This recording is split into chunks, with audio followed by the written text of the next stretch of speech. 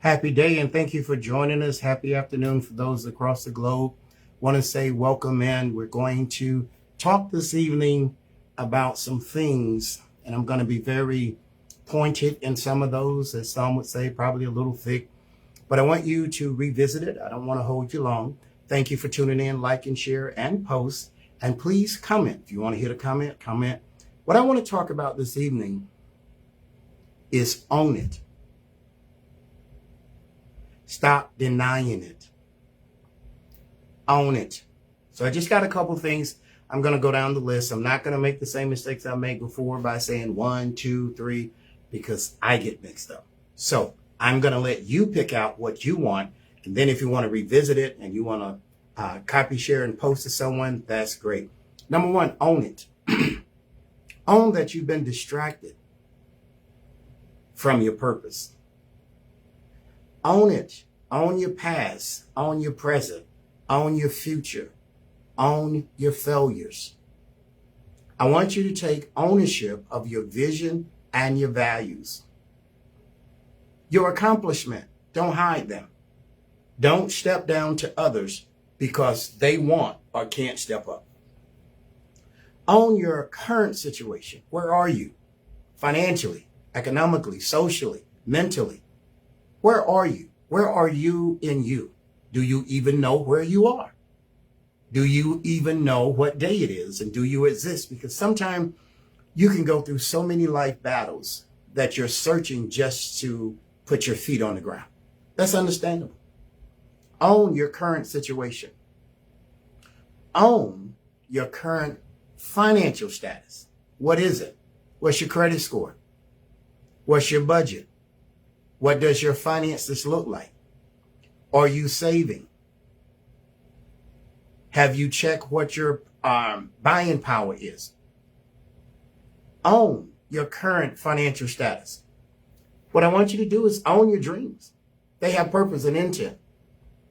Own your new opportunities. Own that you are trying to understand and align yourself with God for the gifts and talents that he's given you, not for someone else to control and rule and dictate to you, but he gave you purpose. Own your purpose. Own your new village. What does that mean? In order to plant your seed of life, sometimes you have to have others around you to support you. What does that mean? Literally, there will be dark times in your life.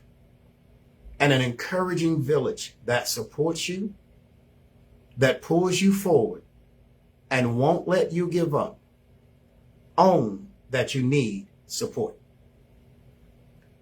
One of the things I really want you to own is discovering your self-authentication.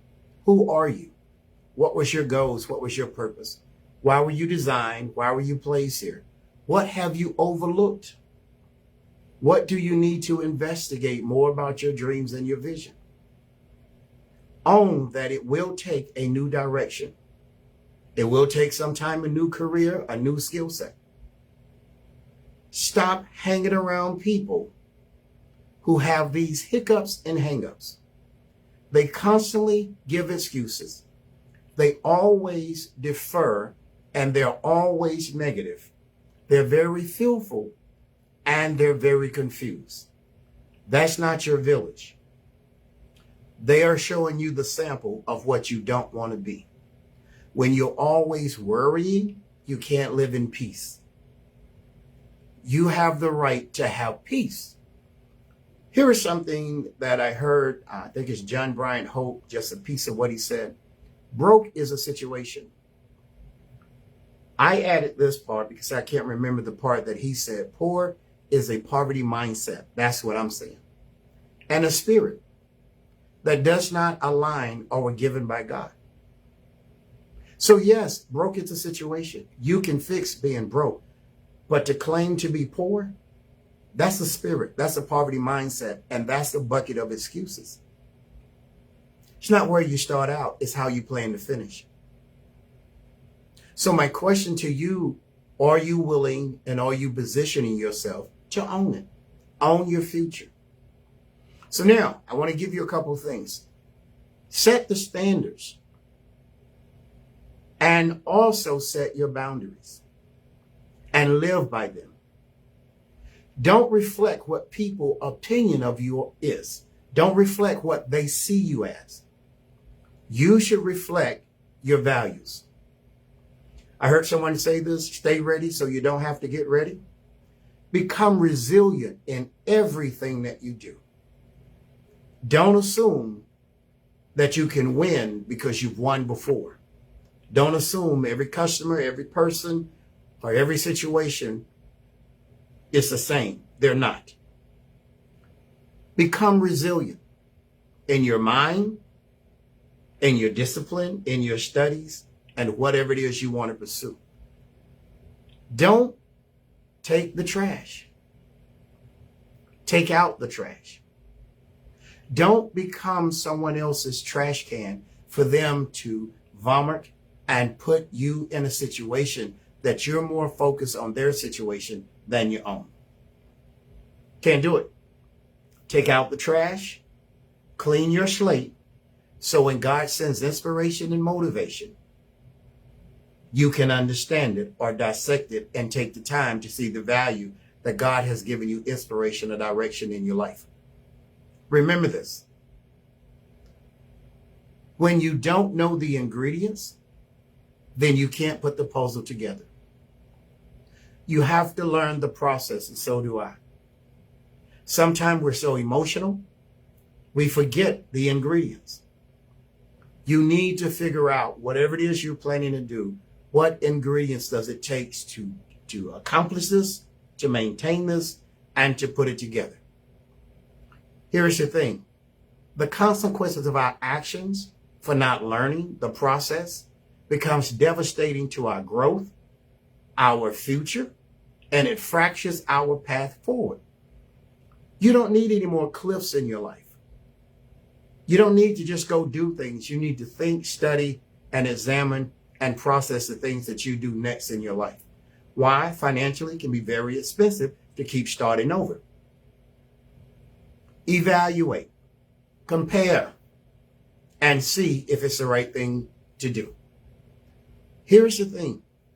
God does not accept counterfeit. He doesn't. Counterfeiters are easy to use, and it's an excuse to avoid the reality of growth and pain. Because to grow, you're going to have to fail. The problem is most people focus on the failure and not the opportunity to learn. I'll say it again. Counterfeiter. To be a counterfeiter is easy. It's an excuse to avoid the reality and the growth and the pain. Pain becomes a school. It teaches you. It's a benchmark. Learn it, step over it, step through it, and it's a constant reminder. It's like memory foam. And you know where you've been, and when you can feel yourself going there, you have to turn yourself around. It won't be people who will turn you around because you're resisting information. So counterfeiters don't want to grow. They just want to fake it and act as though everything is okay. Here are some things I'm going to give you, and hopefully we haven't been together that long, so you can go back and revisit this. Authentication, which means discovering you. What are your dreams? What are your goals? What are your ambitions? And how do you plan to accomplish those? Seek God for spiritual guidance that will lead to earthly stability. Seek God. The Bible says in John, he says, the Spirit of Christ come to lead, teach, and guide. So when have you really asked God to guide you and help you make a good decision? Seek God for spiritual guidance that would lead to earthly stability. You shouldn't have to fret on everything.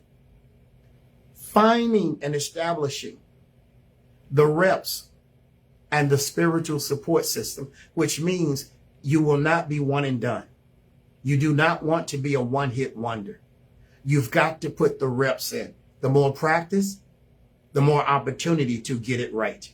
You can discover your flaws, you can work on your techniques, and you can move forward. Strategizing your next move.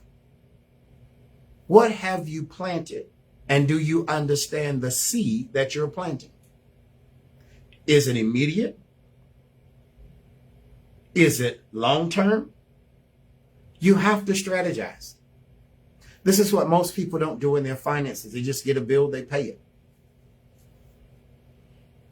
When they get anything extra or bonus, they just spend it. Then they look up to heaven and want to know. So I'm trying to share with you today. Own it. Own that I have to get better. Own that we have to get better. Own that we need to be focused. Let's not try to solve other people's problems when we can't even deal with our own. Strategize your next move. Plant your seeds and learn how long it's going to take for them to mature. One of the things you have to do, block out haters by surrounding yourself with transformational information. Why is that? When you begin to learn transformational information, when your conversation change, your company oftentimes will change. When you start talking about the who, what, when, where, and why, the how, the percentage, and the point of execution, you're going to eliminate people. It doesn't mean that they're not good people. It's just the fact that they're not aligned with where you're going. So that means you need to visit them, not walk with them. There's a difference. Visit some, walk with others that are like-minded. So block out the haters. Because once you start seeking transformational information, it takes you from where you was, it identifies where you are, and it prepares you for where you're going. This is a critical one. Understanding prosperity is a part of your earthly inheritance. There are some people that think they don't know God or don't know life if it doesn't come with struggle. What I want you to understand is that the Bible says that I wish that you would prosper as well as your soul. There are things that you should have. There should be no limitations on what is prosperous and what is not prosperous. But it all starts with your value and your approach to your life. See, you're working, but you're not working your seed. You're not working your focus. You're not working your gifts. You're not working your talents. You just going to a place that dulls your mind, but does not present you the opportunity to be successful. This is one you may have to play back. Above all, understand God's vision and direction for your present, for your future, and this will help set family values. Every family needs a standard. Every family needs values. Every family needs to network with each other. It's important to network. You can lean on your future. And I like this, what someone just chimed in and said, own your future. Own the future that you want. So your goals may not be like everybody else's.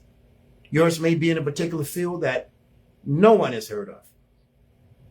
But that's your calling. It's not only your skill, but it's your gift from God. And why do you say, well, how is it my gift from God? Because he gives you the capacity and the ability to understand technical things that many other people can't understand. But because your friends and maybe sometime your family can't go, you deny yourself. And if you don't get anything out of what I'm sharing with you today, I want you to get this. It's time to own it. You're better than what you are. You're not focused on where you're at. You're thinking about where you've been, and you're trying to bring people who cannot go. Now, I know that was tough, but it's right. I want you to focus so we can get together and help those who can't help themselves to achieve their goals.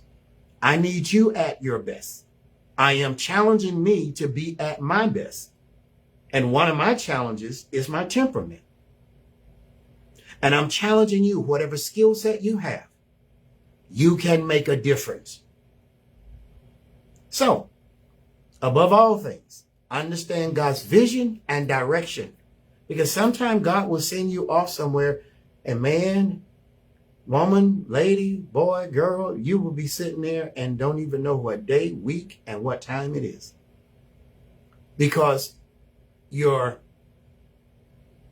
present commonality has just been upset. So you don't know what to do. You're like, God, did you forget? I do not understand. This is the tools that God used to build faith and to trust and to get you to calm down so he can pour into your spirit. I'm going to say this and it's going to sound crazy. Quit trying to hear and start to listen. What does that mean? Sometimes you want to hear what you want to hear. Sometimes you want to hear it's complete when God has given you the ingredients so you know how to work the process to complete it. So now I want you to know, focus on execution. And I'm almost done in 15 minutes. I think I've laid out some things. I'll go back over the first ones because I know a few people joined us late. Focus on the execution. What does that mean? Focus on finishing. You can't finish without all the ingredients. Focus on execution, finishing, putting your life together. Why? So you can groom the next generation. So you can help elevate your children, your nieces, your nephews. The child in the community that doesn't have the same support system that you were gifted to have or that you've been able to give to your children because your love is greater than your family. Your love should extend to your neighbor and share with those neighbors who want to grow. That's how you have a wonderful and safe and diverse community. It's because everyone has something to contribute because everyone brings a different skill set together. Focus on execution for your life, for your spiritual growth, and for the equilibrium to be balanced in your life. Because when you give, you grow. When you grow, you have more to give. When you receive, you're grateful and you have a spirit of humility. When you take, you always have to look over your shoulder. When you steal, you always have to lie. Own it. We can be better. As I close, I'm going to give these to you again. Own it. Own that you've been distracted from your purpose. Do you talk to God every day and say, Lord, what am I supposed to do? Guide my feet. Put me on the path that I should be on. Own your past, own your present, own your future, own your failures, own your vision, own your values, own your accomplishments, own your current situation, own your current financial status, own your dreams, own your new opportunities, own your understanding that God and your gifts are meant for a purpose. Own that you need a new village. Own that you can grow your authentic self. Your new direction will stop you from hanging around people who always have excuses, complaining, living in negativity, fearful, confused, and they worry all the time. When a person worries all the time, he or she is becoming faithless. I'll say this as I close. Broke is a situation. Poor is a poverty mindset and a spirit that's not given by God. Encourage somebody, be strong, stay focused, own it, and you can accomplish it. God bless you. We'll see you soon.